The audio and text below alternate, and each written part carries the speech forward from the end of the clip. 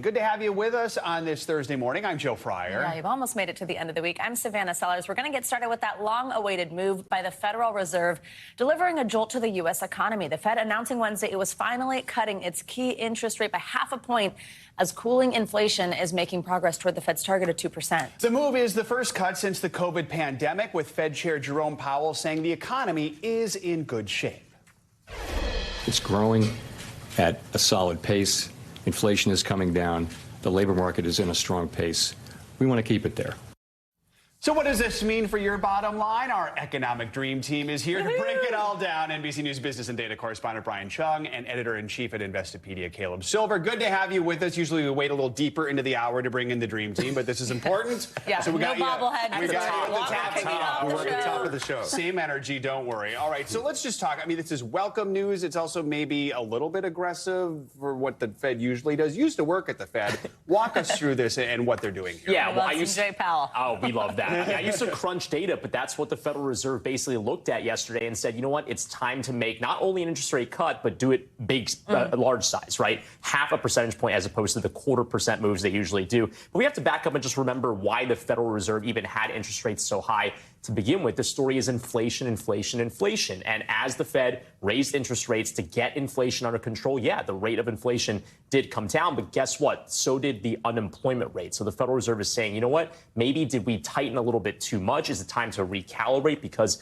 the unemployment rate did tick up from about 3.5% about a year and a half ago to 4.2% now. If they want to avoid the unemployment rate spiking, that's the reason why they wanted to cut interest rates. And they did so by a large amount. There's also these all-important comments besides just the rate from Fed Chair. We hang on his every word.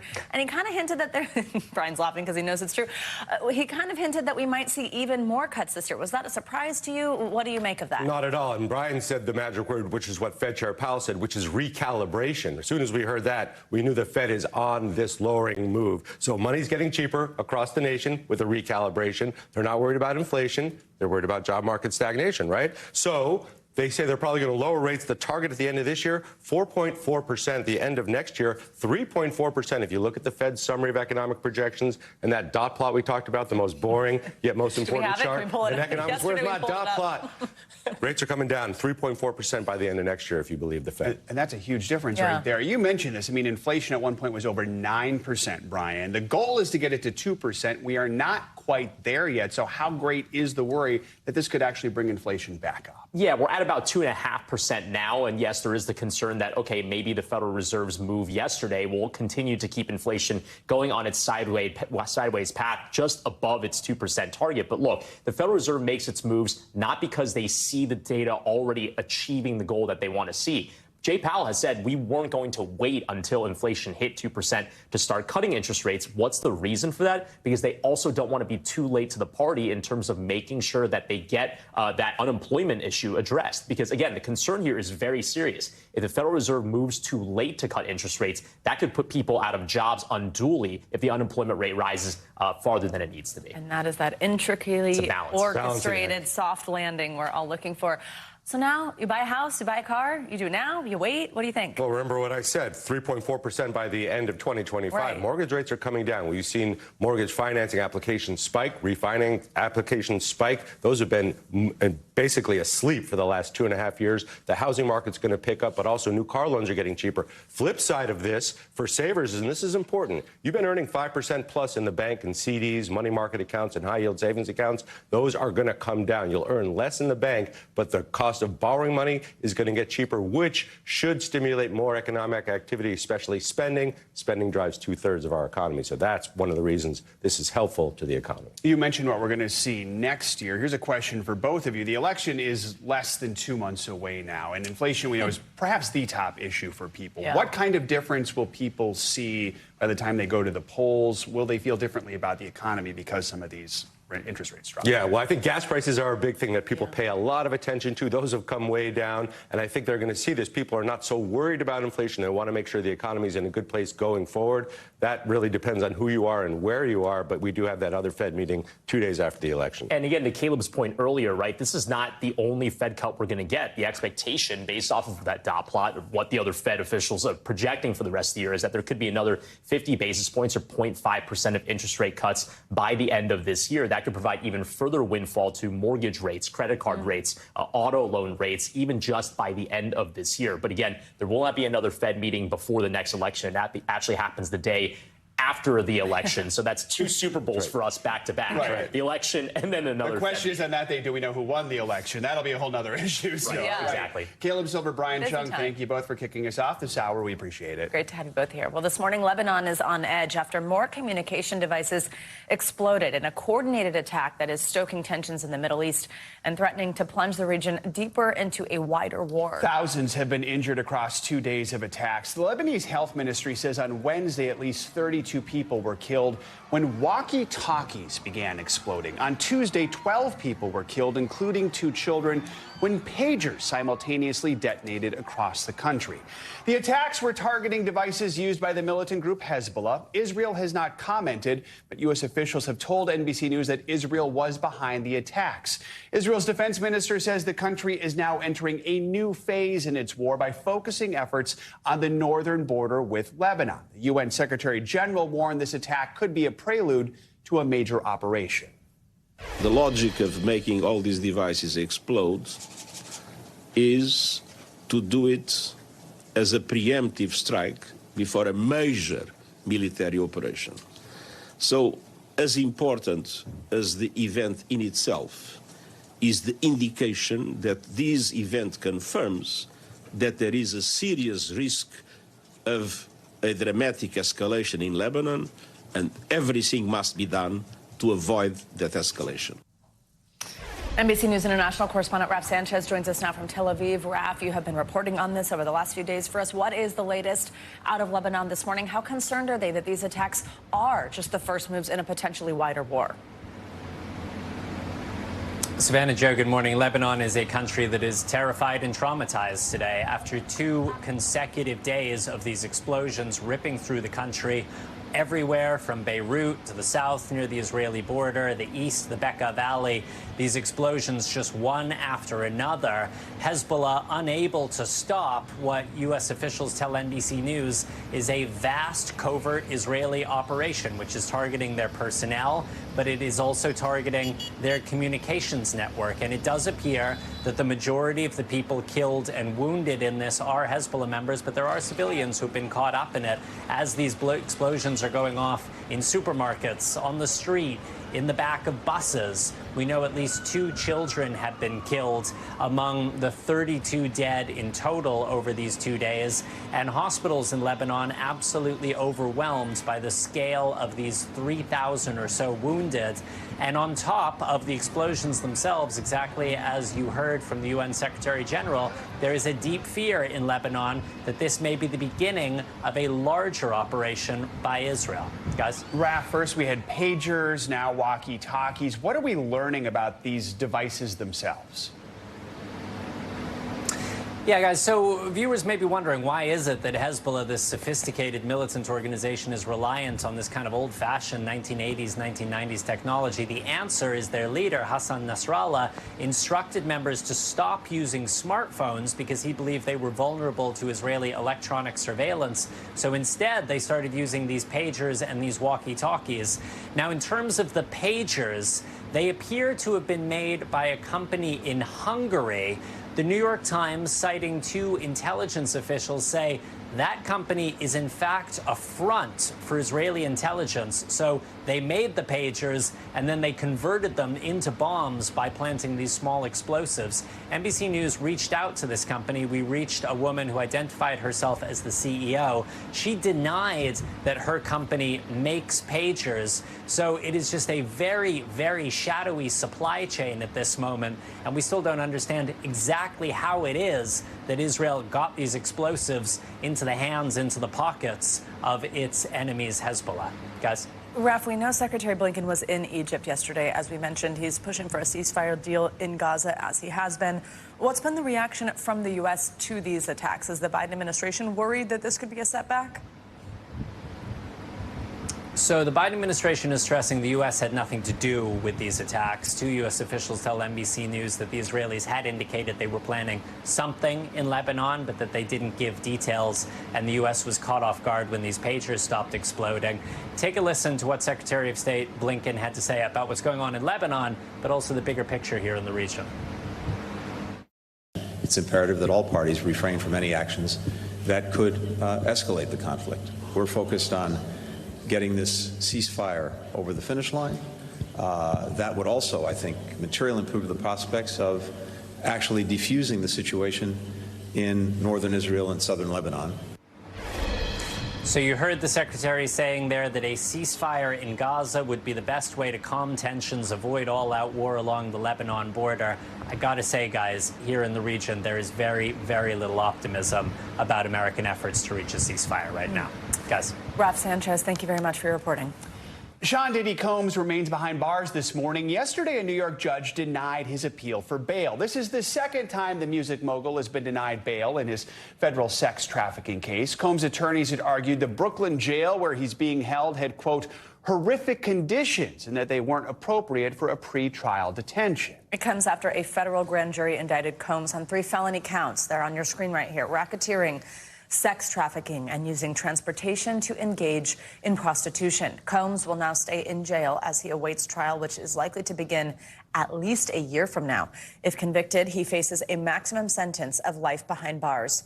For his part, Combs has pleaded not guilty and has denied any wrongdoing. Well, former movie mogul Harvey Weinstein now faces a new sex crime charge here in New York City. Yesterday, he pleaded not guilty 1 week after being indicted by a grand jury. The 72-year-old is also waiting for a retrial in New York for a 2020 rape conviction that was overturned earlier this year. NBC News correspondent Ann Thompson has the latest on Weinstein's legal battles. More legal troubles for Harvey Weinstein, already serving a 16-year sentence for a rape that occurred in Los Angeles. The one-time movie mogul returned to a New York courtroom to face a new indictment. Charged with a criminal sexual act in the first degree, accused of assaulting a woman at a New York hotel in the spring of 2006. The 72-year-old pleaded not guilty. Mr. Weinstein has been very consistent from the time of his investigation. He never forced himself on anybody. Weinstein will also be retried on the sex crimes, including rape he was convicted of in 2020. That guilty verdict, a landmark in the Me Too movement, was overturned this year. The state's highest court ruled it was wrong to allow women to testify about allegations against Weinstein that were not part of the case. Weinstein sat in a wheelchair with officers behind him. Just last week, he had emergency surgery to remove fluid from his heart and lungs. Louise Godbold is one of at least 80 women to accuse Weinstein of sexual harassment or assault. Well, justice looks like him being in prison and not able to hurt any more people. Both sides will be back in court next month to argue if these charges should be tried together. Ann Thompson, NBC News, New York. For more on this, we're joined now by NBC News legal analyst Danny Savallo. So as we just heard there, the prosecution wants to combine this new indictment with Weinstein's retrial, currently set to start on November 12th. Is that common? What could that mean for both cases? It would be bad for the defense because while the defense is familiar with the first trial, they have all the transcripts. This is a new charge, a new indictment, and they would need time to prepare. So expect them to argue that they need these cases severed because the one, they have all the discovery, everything they need to know about the case, and the other, revealed just yesterday, is still something they need to prepare for. The defense needs to get discovery, conduct their investigation. They will fight, I'm sure, to keep these cases separate. So walk us through kind of what happens in either case, because as you just explained, the defense is arguing that they don't want them smushed together. It kind of almost seems like it would be better. You know, it's just like one time, that's it. You don't have to deal with 2 separate trials going on. But how does this work? Like if it does go forward as one versus if it goes as 2? They are 2 separate cases, indicted separately, and I imagine had the state of New York, if the prosecutors had known of the second case, they would have indicted them all together. Prosecutors generally prefer to group crimes together because it helps them strategically to lay out all this evidence of all these different crimes and then point to the defendant at the table. For the defense here, for whatever reason that prosecutors decided to indict these cases separately, some years after he was first indicted, well, they may be stuck having to try these cases separately. So I understand the strategy in wanting to consolidate them. Sometimes courts will do that under other circumstances, but likely as not, I expect they'll probably remain separate because the defense really does need more than 2 months to prepare. Ann mentioned the New York rape conviction was thrown out because of the testimony of women who were not part of the case. The prosecution was trying to show a pattern of behavior. So now with this new trial, without that, how much harder is it going to be for prosecutors to get a conviction? I don't think it will be that an insurmountable barrier. The reason that all of this evidence of other alleged assaults by or upon other women is excluded is that it walks the line between what is prohibited, prior bad acts. You can't introduce a bunch of evidence that so-and-so is generally a bad person. You can introduce evidence if it's part of the same course of conduct or a modus operandi. Now, the problem is that line is very blurry. Right. And prosecutors in recent years have been using this evidence at their own risk. And many high-profile and low-profile cases have been overturned because they went too far and introduced too much evidence of prior bad acts. Before we let you go, let's switch gears and talk Sean Diddy Combs. So we just went through how he was not able to post bail. He will remain in jail. How significant was that? And also, does this mean that that was his last chance, that he will be in there until his trial starts, as we said, could be more than a year? I can't tell you how significant it is as a criminal defense attorney to have your client either out pending trial, even if he's on house arrest. Doesn't matter. You can pick up the phone and call him anytime. Or having him in a federal detention center where you have to schlep there, surrender your phone, you go in with only a notepad, no internet, no nothing, and prepare for trial with somebody that you can see at best maybe once a week. It is a tremendous disadvantage and a tremendous advantage for the government that Diddy will be behind bars pending his trial. And it was probably going to happen because while the Bail Reform Act creates a presumption that defendants should be out pending trial, certain crimes flip that presumption, and the presumption then becomes that you should remain in as a defendant until trial. And the crime, sex trafficking, is exactly one of those crimes. They're generally very serious crimes, gun crimes, other similar crimes. And then Diddy yesterday had the burden to prove why he should be able to stay out. And it was a tough one because the government made quite a case involving guns and threats and obstruction of justice to convince the judge, 2 judges, no less, in 2 days, that Diddy should remain detained pending trial. All right. Lots to cover this morning. Danny, thank you so much. Now let's head to Kentucky with an update on a story we brought you a few weeks ago. State police there have found a body they believe to be the suspect wanted in a mass shooting at cars along an interstate. You probably remember this. The body was located in a wooded area by state troopers and 2 civilians as part of a manhunt that stretched out for nearly 2 weeks. It's not clear how far from the crime scene this body was found. Well, during an update yesterday, the Kentucky State Police Commissioner described the scene. There were articles associated with the body that at this time we feel is Joseph Couch. The body, identified body at this time, will be sent to Frankfurt for positive identification. Joseph Couch was named a suspect following the September 7th shooting that left 5 people seriously injured. The manhunt for Couch, who was a former Army reservist, involved helicopters while special response teams tracked him across thousands of acres of heavily wooded land. For the first time in nearly 3 decades, the powerful Teamsters Union will not endorse a presidential candidate. That announcement comes with less than 7 weeks to go until Election Day, as Vice President Harris and former President Trump continue courting voters all across the country. NBC's Garrett Hake has the latest from the campaign trail. In a blow to Vice President Harris, the powerful Teamsters Union announcing it will make no endorsement in the 2024 presidential race. Harris becoming the first Democratic nominee not to win the backing of America's largest union in nearly 3 decades. The union releasing an internal poll showing 58% of its members support Trump, 31% back Harris. In a statement writing it was, quote, left with few commitments on top Teamsters issues from either candidate and found no definitive support among members for either party's nominee. Mr. President, any reaction to the Teamsters' decision not to endorse? No, it's a great honor. They're not going to endorse the Democrats. That's a big thing. Big difference in those big industrial states, you think? You're going to make a difference? I think it will, yeah, I think so. The Teamsters carry a lot of weight.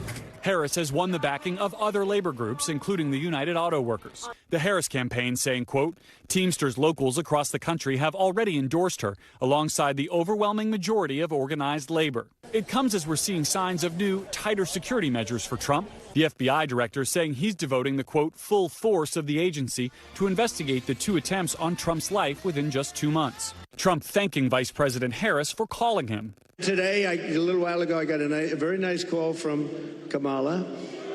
No, it was very nice. Meanwhile, Harris, in a speech to the Congressional Hispanic Caucus Institute, blasting Trump's call for mass deportations of undocumented migrants. Donald Trump and his extremist allies will keep trying to pull us backward. They have pledged to carry out the largest deportation, a mass deportation, in American history. Imagine what that would look like and what that would be.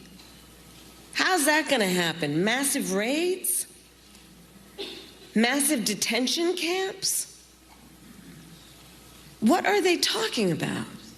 That was NBC's Garrett Hake reporting. Former President Trump is holding campaign events today in Washington, D.C. Vice President Harris is set to visit the battleground state of Michigan. Let's now get a check on your morning news now. Whether there are rain and flooding worries in New England and the Mid-Atlantic today. Meteorologist Angie Lastman's tracking it all for us. Angie, good morning. Hey, good morning, guys. We've got those flooding concerns, and it's not all just because of the rain. It's really mostly because we've got that really strong onshore flow. It is a full moon, so the high tides are high, and that means that the flooding is going to be a concern up and down the coast. We've got 25 million people under these alerts right now. Those are flood advisories that you see in the brighter blue right there. Those onshore winds, they could lead us to up to 2 feet of inundation. So the coastal communities, those waterfront communities that oftentimes see these kind of situations when we have high tides and strong onshore winds, you likely are going to be dealing with that through the day today. So that's something that we'll watch. Atlantic City included in that. As far as the rain is concerned, most of that big batch of moisture has stayed offshore. We've got some of it kind of working its way towards Massachusetts, but otherwise we're going to wait until later today to see some of that kind of wrap around in. That's not going to happen until the later parts of the day as this low kind of spins offshore. The gusty winds will continue. Of course, the coastal flooding will continue. But the good news is tomorrow that low starts to pull away. We'll still see some of this rain across parts of Long Island and New England, the coastal regions. But otherwise, that'll get out of the picture, and we'll look to see some improvements beyond that for that region, especially going into the weekend. Now, another spot that we're watching today, a cold front is going to work across parts of the middle of the country. And it's going to bring us the chance for some strong storms. The good news is we're not looking at a high risk for tornadoes, although it's not zero. But the main threat that we're looking for, the hail up to 2 inches or larger. We could see some strong wind gusts as well. And the threat really includes major cities of Kansas City, Des Moines, and Minneapolis, as well as Duluth. So this will be something that we watch not just into the afternoon hours, but into the evening as well. Looking ahead to the weekend, of course, here's your big picture for your Friday. There's those showers I mentioned. We'll have some rain across parts of the Sunshine State and Michigan and stretching across the Great Lakes. But for the most part, we've got a lot of sunshine on this map. Notice out west, it'll be mild. We've got plenty of sunshine through the middle of the country, although it's going to be on the warm side of things as we wrap up our work week. By the time we get into your Saturday plans, it'll be quite warm across the southeast. That's where the hot temperatures will be. And then the strong storms are going to be in the middle of the country. We'll see those cooler conditions out across parts of New England. And we wrap up our weekend, guys, with a really nice day for the Northeast. A few storms to watch for the Great Lakes and parts of the plains, and that heat, boy, it's not letting up across the desert. But look at all that sunshine on that map. I think we'll all be able to find a time to enjoy some sunshine across the country at some point during this weekend. Love that. There we go. Sometimes the simplest explanations work the best. Yeah. Nice day. Thank you, Angie. Thanks for watching. Stay updated about breaking news and top stories on the NBC News app or follow us on social media.